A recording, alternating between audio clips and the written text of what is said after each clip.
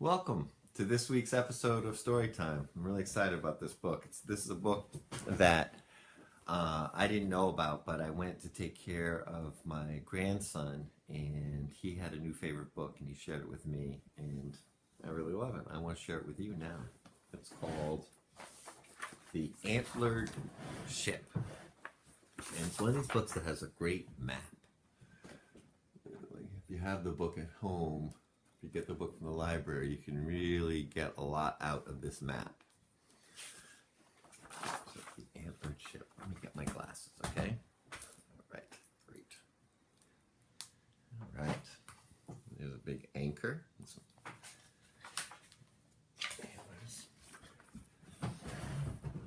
The day the Antlered Ship arrived, Marco wondered about the wide world. He had so many questions. Why do some songs make you happy and others make you sad? Why don't trees ever talk? How deep does the sun go when it sinks into the sea? But when he posed these questions to the other foxes, they grew silent. What does that have to do with chicken stew? They would ask. So Marco went down to the harbor to see the ship. 3 deer greeted him at the gangplank.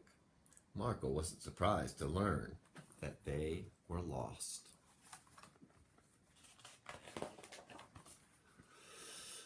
We hope to hire a seaworthy crew, explained Sylvia, the captain. I'm afraid we aren't very good sailors. I will join you, Marco said. He thought to himself, I will search the seas for foxes who know the answers to my questions. A pigeon named Victor volunteered along with his entire flock. We want to have adventures. We want to have adventures, they cooed. Welcome aboard, Captain Sylvia said. We're going to a wonderful island with tall, sweet grass and short, sweet trees. When we get there, we'll eat a delectable dinner. But the voyage was more difficult than anyone expected. It rained, waves crashed over the sides of the deck. Why is water so wet? Marco wondered.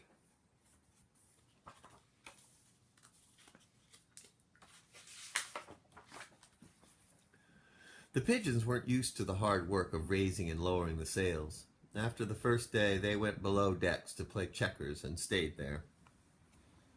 The deer worried about sharp rocks and fierce pirates and feeling seasick.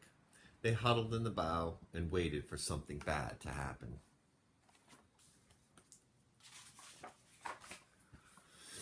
After days of drifting and dining on crackers, the animals were damp and cranky. We should have stayed in the woods, Sylvia said. Deer aren't supposed to go to sea. We should have stayed in the park, added Victor. Pigeons aren't supposed to do hard labor. Marco eyed the deer and the pigeons. Foxes aren't supposed to be vegetarian, he said. Still, we must do the best we can. That evening, Marco found a recipe book in the galley and cooked a warm and reviving stew. Should we look at the charts, he asked, after everyone had eaten. Charts are maps. Sea maps. We might find adventure here, said Victor. And trouble here, said Sylvia. But we'll find the island with tall, sweet grass and short, sweet trees here. And perhaps foxes too, Marco thought. Foxes with answers. As they plotted their course, the wind picked up. The storm clouds thinned into marvelous swirls. Raise the sails, Sylvia cried.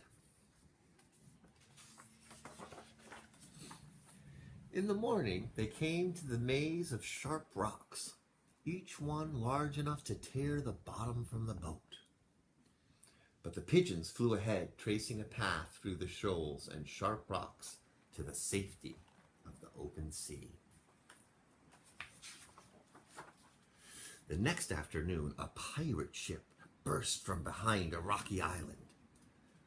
"Turn over your treasure," the pirate captain bellowed, "or we'll put a hole in your helm." Ooh.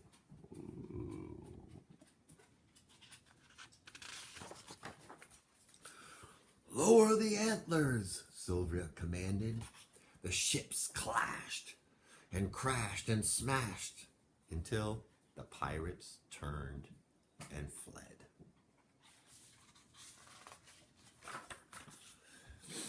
That evening, an island appeared on the horizon with tall, waving grasses and short, swaying trees. "We found it," Sylvia cried. "We've triumphed," Victor cooed. "Do you see any foxes?" Marco asked. Here's the island underneath the full moon. The deer grazed the grass and nibbled the trees. The pigeons told stories of their adventures to a flock of admiring seagulls. Marco scoured the island looking for foxes.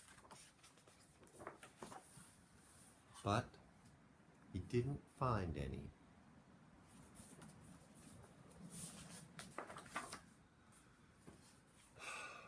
"I have failed," Marco told Victor and Sylvia. "No foxes, no one to answer my questions." "What questions?" Victor asked. Marco took a deep breath. Well, right now my questions are, do islands like being alone? Do waves look more like horses or swans?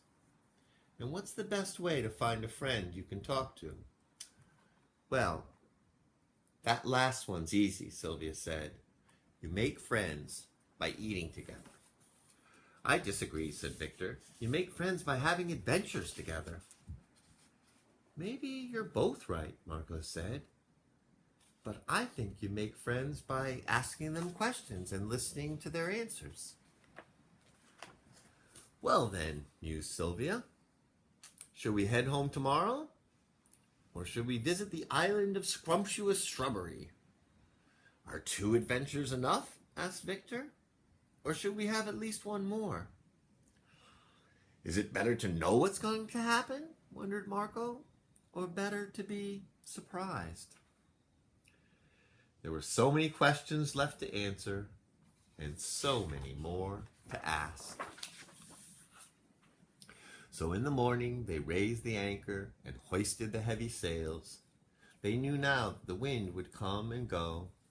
The clouds would sometimes make marvelous swirls and sometimes make them wet, and that everything they hoped to find could be found aboard an antlered ship on the way to wherever they were going, wherever that happened to be. And here's this great map. Well, thanks for joining me for story time this week and letting me share the story, The Antlered Ship, with you. We'll see you next week. Bye now.